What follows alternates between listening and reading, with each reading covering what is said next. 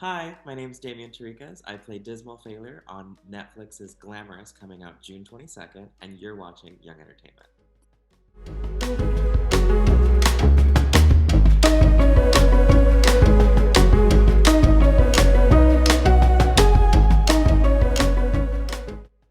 We're really excited to learn more about the show. We're really excited to speak with you today. So, we are just a few days away from the premiere of Glamorous, as you said, and we're all really, really excited. And we're especially excited to talk to you because we just saw your NFM magazine feature, Yeah. and you look absolutely fabulous, much like today. So, what was that experience like? And what's it like being a cover model? It's crazy. It's crazy that that was an opportunity I got, even before the show is coming out. It's obviously because of the show, but yeah, it's wild to think that like that opportunity came before the show's coming out, and I'm excited to see what happens after the show comes out. Um, but yeah, I remember when I got the offer, it was all the way back because print takes so long to like set up. Like everybody sets their schedule super early, so I got that offer back in December, um, Wow. and it was I think it was the first thing I was offered, which was crazy. And so obviously I said yes.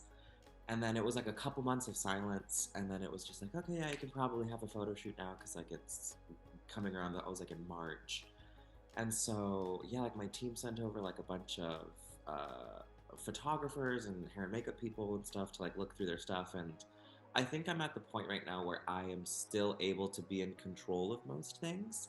Not like an egomaniac, but I don't know. I think it's really easy to let things get away from you.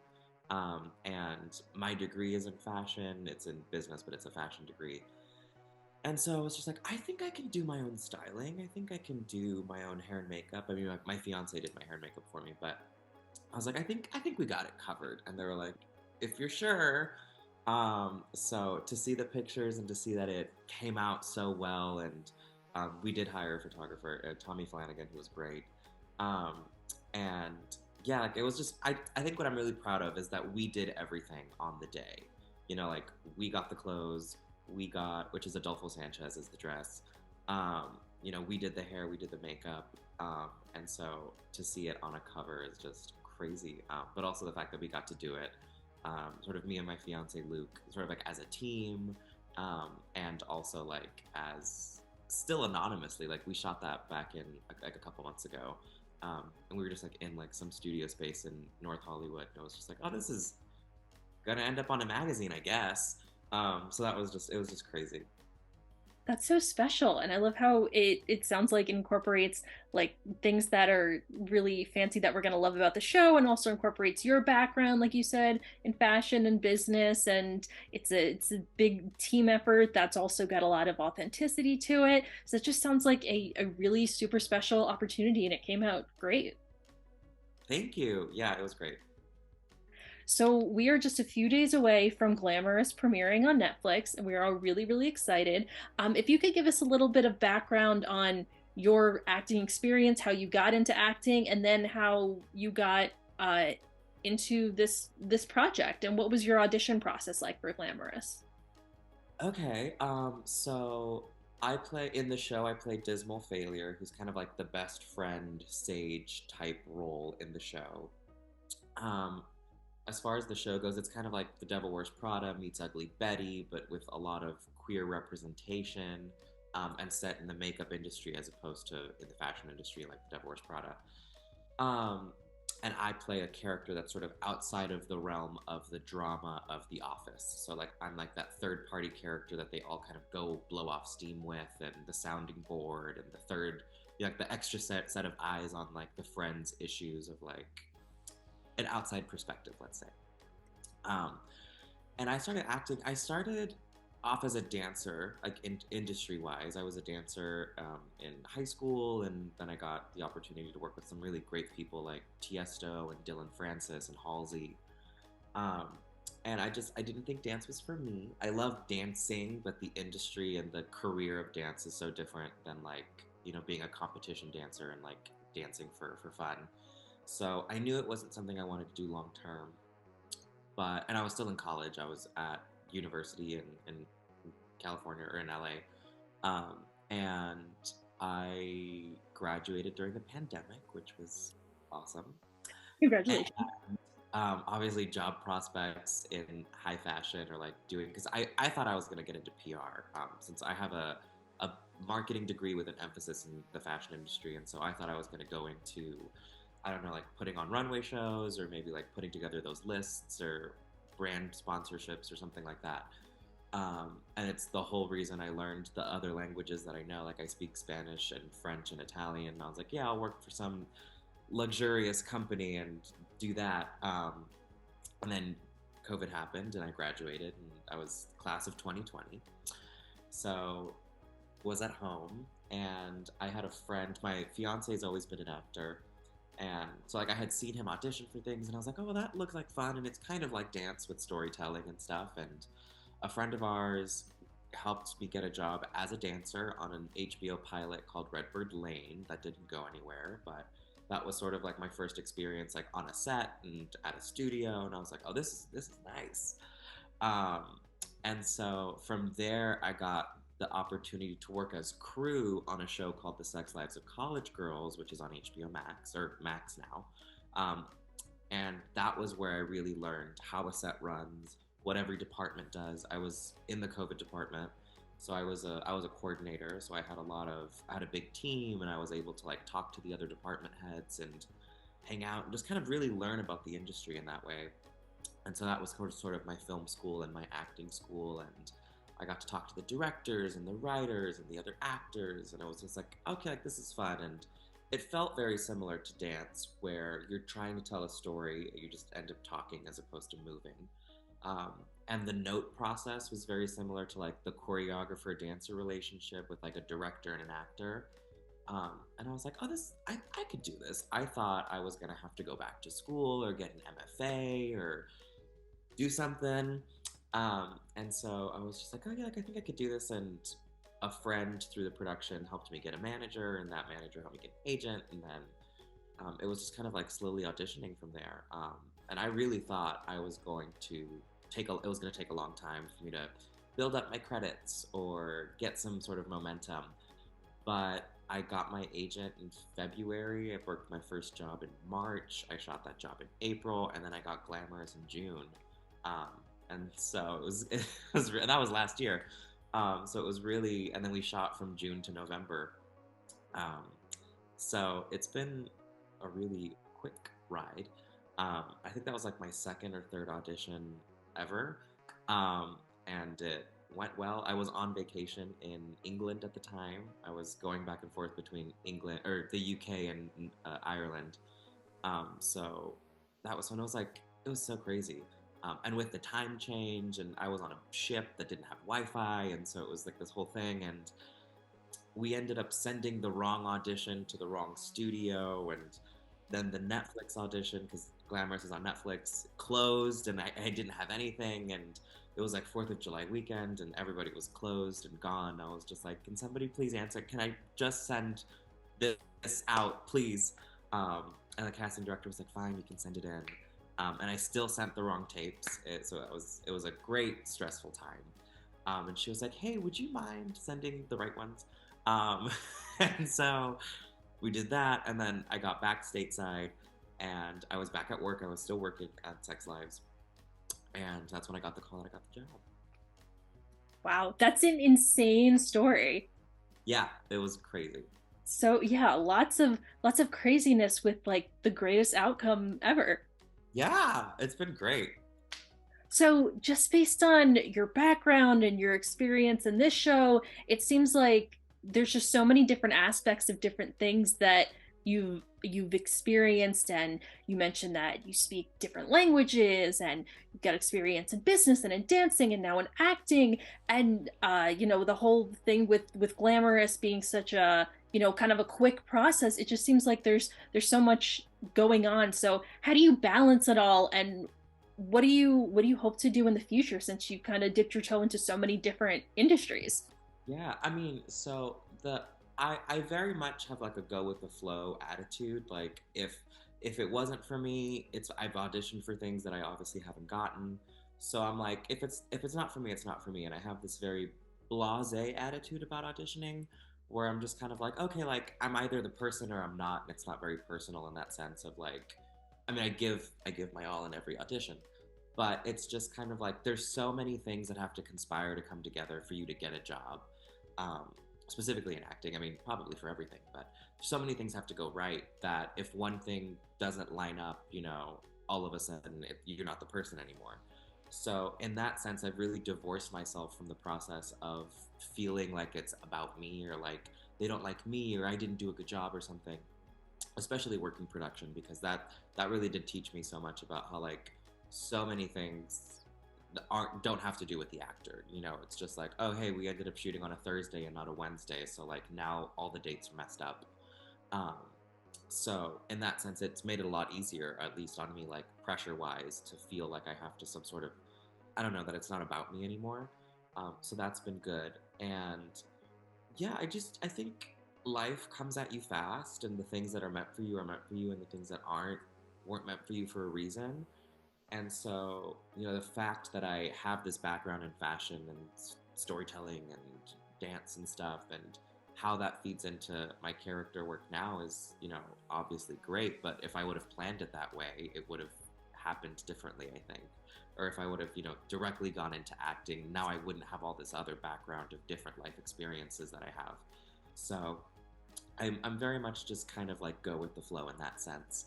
And I honestly wouldn't change it for anything. Like, I wouldn't try to go back and be an actor sooner or try to get in the industry faster because I think everything does work out the way it's supposed to. And now I know how to do all this stuff in production. So to answer the question of like what I would want to do, I would love to get into writing. I've always been an avid reader. When I was in college, I was minoring in writing until I switched schools and they didn't have that minor. Um, and I love storytelling. It's part of why I like dance, but it's also like I've been reading since I was a little kid. And like I think I read a book a week for years. Like we have like a little mini library with like 600 books or something in it, like just Barnes and Noble deals. And so I really love story. And so at some point I would love to get into writing, maybe for TV or film, or I don't think I'd be very good at like staff writing, like where you're writing other people's characters, but I really love creating in that sense. And I would love to get into producing. I don't think I would enjoy directing too much. That's a little too much in control for me. I love the collaboration aspect of the industry, and when you're producing, part of that is like putting together the right team to sort of That's tell kind of the what you story. did for the magazine shoot too. Yeah, exactly. So I like that sort of overall creative collaboration as opposed to being the exact person. Like if you're like a director, it's your project. Where I feel like if you're producing, it's everybody's project. Hmm. I love that. Yeah, and since you, like you said about the other industries that you had experience with, they are kind of they're very free for collaboration based on if that's what you want to do. So, yeah, I love that that's an aspect that you're really looking forward to because I feel like there are so many other people that also want to collaborate in those industries. So, Yeah, and I love fashion. Like that would be something I'd love to be able to work with a brand or maybe help design a collection. But like like Dua Lipa with Versace, so or like Kim did it with Dolce Gabbana or something like that, or Zendaya did it with Tommy Hilfiger. Like there's so much, especially acting. I think acting gives you such a platform to really do anything else that you want. So in that sense, I'm also really lucky that it's been going well. Um, but yeah, I'd love to get back into fashion. Yeah.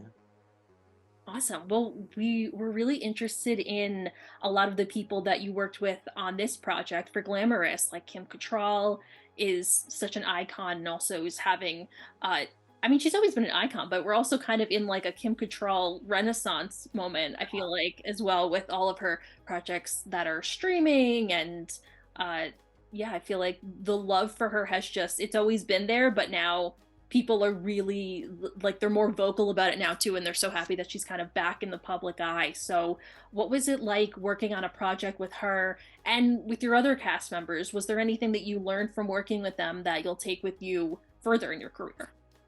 Yeah, I mean Kim is a powerhouse actor, and also she was producing on the show, so back to that collaboration point.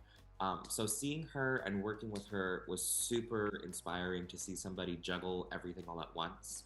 You know, like she'd be in character and then she'd be out, and then she'd be helping rewrite, and then she'd be like, okay, this rack needs to go over here because that's better for the camera, because that's like she was doing everything all at once, which was so interesting. Um, and that was when I was like, yeah, I would like to be able to do that, or to get the opportunity to do that.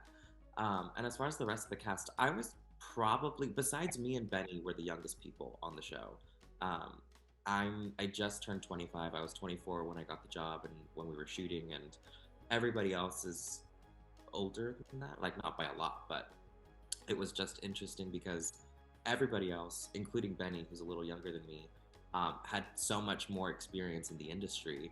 You know, this was my second job altogether. I mean, as an actor. Um, so in that sense, it was just really interesting to see people who were like really grounded and good and comfortable in that, because I think I was a little nervous going into it. Because before this, I had a job where they're called like one-liners, where you come in and you say something, something, doop a doop, and then you walk off. It's like that was all I had ever done um, on camera. And so yeah, it was really nice, and because it's an ensemble, it was just kind of like the safety and numbers thing. And with the representation of the show, there's not, you don't really have to worry too much about representing the entire LGBTQIA community, because everybody's representative of the community in some way in the show. So in that sense, it was nice because there wasn't a lot of pressure to sort of be a monolith for the industry or for the community. Um, but I think, yeah, it was crazy. It was so much fun. And seeing how other people approach it, because I'm quite a type A personality, but there were so many really creative uh, people that I'm just not used to being around, or not being around, but I'm not used to being that person.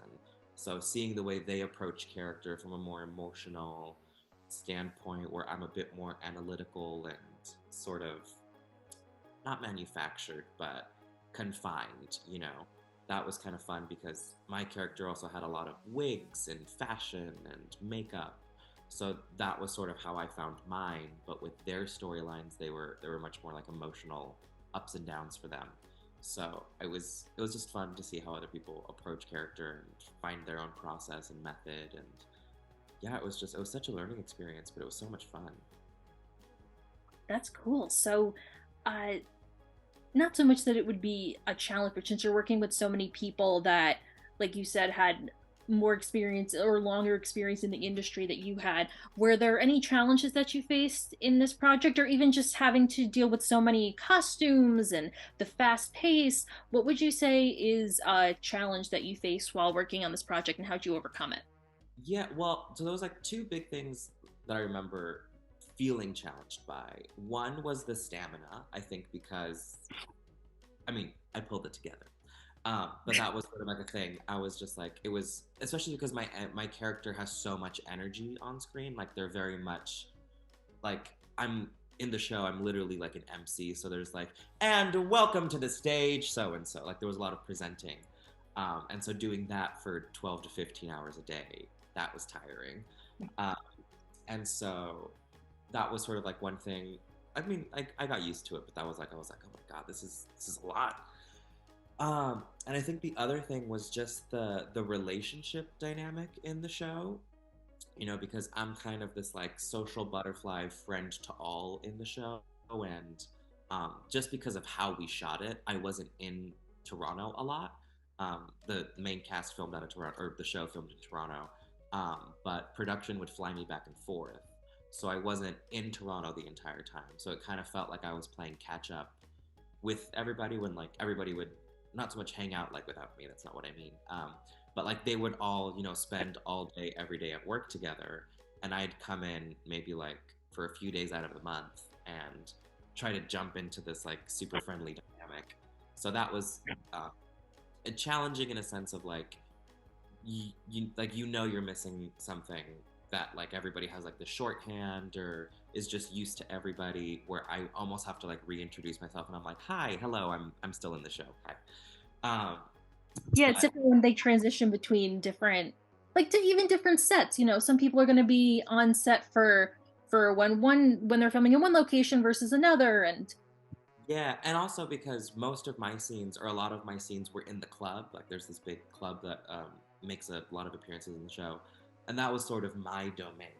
And so there was a couple scenes that I had in the office where I was just like, "Oh, this is crazy," and they're just like, "Oh yeah, this is the office," and I was like, "This is the first time I'm seeing this. It's been months, and this is the first time I'm in here." So just like kind of like that sort of playing catch up of it, you know. But it was still really fun. Everybody was super great, and we would text back and forth, so it wasn't like I had to completely reintroduce myself. But they'd be like, "Hey, are you in town this weekend?" And I'm like, "No, I shot my scene and I wrapped and I went straight to the airport." So it was a quick turnaround for me. Um, but it was crazy. It was so much fun. It was almost like summer camp every couple days or like every couple weeks because they'd be like, "Okay, you're going to Toronto and filming now," and I'm like, "Great, let's go." Yeah. that's awesome. So do you have any tips for keeping up stamina when it comes for a role like this or even just a project that's so fast moving? Yeah, I mean, I think especially understanding what you're shooting at a time, because sometimes there's the close up and the mid and then the wide. I think being able to pace yourself and understanding what you're doing, because obviously if this is the frame, you don't have to do as much because it's all here. Where like if you're doing the wide, then sure, be able to do it a little bigger or do it um, sort of differently or more theatrically. But I don't know. I think it does come with practice to some extent, but I think being able to pace yourself and not trying to get it in 2 or 3 takes, or that idea of just like, I'm going to do it so good and then we're just going to immediately move on, because, again, so many other things have to go right for everybody to agree that that was the one and then you can move on. Um, and also, sometimes you get it and they're just like, okay, we're going to do it a couple more times just in case, like in case something happens to the film or to the I forget what they're called, like the CD drive, little chip.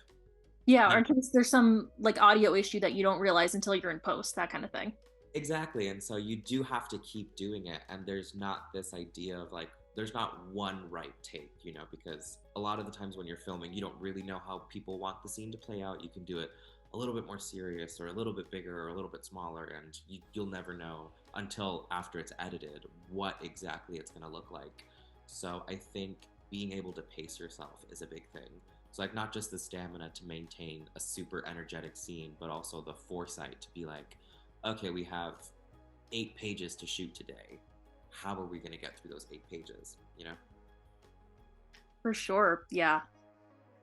So this show is a lot, first off with the pacing and with a lot of the costumes, the makeup, and all the different industries that it hits on. And our fans are they're very they enjoy watching a lot of the get ready with me trends online, maybe if you've seen them recently. So did you have a get ready with me trend or a way that you got into character? Yeah, I mean, so Dizmal is super theatrical. When I got the job, the creator, Jordan Ardino, texted me and he was like, I really want Dizmal to not exist in the reality of the show. Like, there's a lot of this sort of when you're like building a character, when you're working with the creative team, there's this idea of like, does this make sense? Like, would it make sense that they're wearing this clothes that's like recognizably like Gucci or something? And it's like, would that character be able to afford Gucci? Or would they be able to, have the time to do a full face of makeup if they're gonna, try to catch the subway? But Dismal didn't exist in that sense, so it was just like it was really this like fantasy wonderland club theatrical experience. So when we were doing everything, finding the person within all of that theatricality was fun. But like when we were get ready, like because it took me at least 2 hours every day to get ready because I had crazy hair and really good makeup, and then the costumes sometimes also took a while to get into. Um, so I kind of like paced myself in the chair because you're sitting down for 2 hours. Um, and so like once it was all on, I would go back to my trailer and then kind of like run through my lines and kind of feel like what the person who would put all this on would be inside of that, you know? Um, and it also helps because I remember they gave me such good clothes and such great wigs. And I would like stare at myself in the mirror because like I have this one like Judy Jetson huge, very meticulously coiffed thing, and I was like, oh, I want to show off all of these angles. And so I would just kind of like sit there and talk, and then like kind of angle it up and be like, oh, like that looks good. Um, so I kind of somehow between all of that, like between the costume, between the hair, between the makeup, between knowing what angle I wanted to hit, and after I was super familiar with the sets, like what lighting I knew was going to hit it, um, that was sort of how I found it, was like trying to balance everybody going in. And also, I sang a lot in my trailer. Sorry to everybody who was around me. I was very much on like a musical theater kick, and so I would in full like glam just kind of lip sync in the thing, and that kind of brought me back down to like a nice zero. I would sing a lot of Barbara Streisand from Great like choice. Classic funny. choice. Oh yeah, it was great. So that was good. That's so cool. I was gonna ask, what's like a song that you go to on your playlist versus what would be on Dismal's playlist? But it sounds like Barbara Streisand, both of them would love it. I think that would fit both. Yeah, I Yeah, sang a lot of like funny girl. I sang like My Man, that big like powerful song at the end where she's like heartbroken. I do love that one. Yeah, it's like I would just like cry in the mirror for no reason.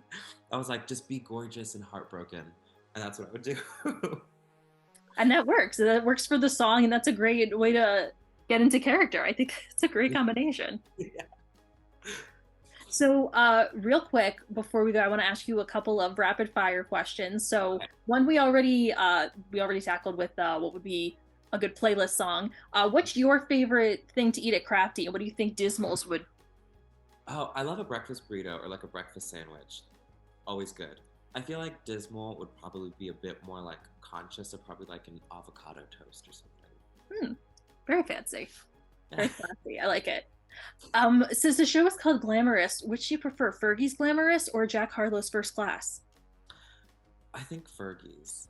I think Fergie's. There's just something about that memory for me in my childhood. Um, yeah, Fergie's. Very nice. You already kind of talked about an iconic outfit or iconic hairstyle that you had on the show, but do you have one scene that sticks out to you as your favorite or your most memorable?